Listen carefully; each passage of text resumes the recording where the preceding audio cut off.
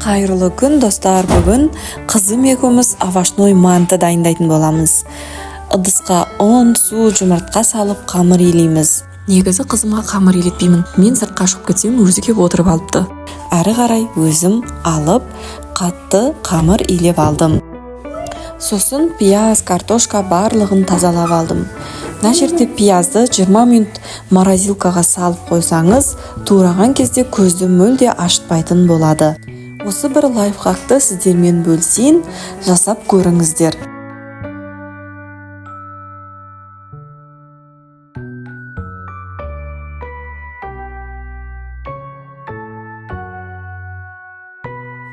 Әрі қарай картоп, пияз барлығын тураймыз.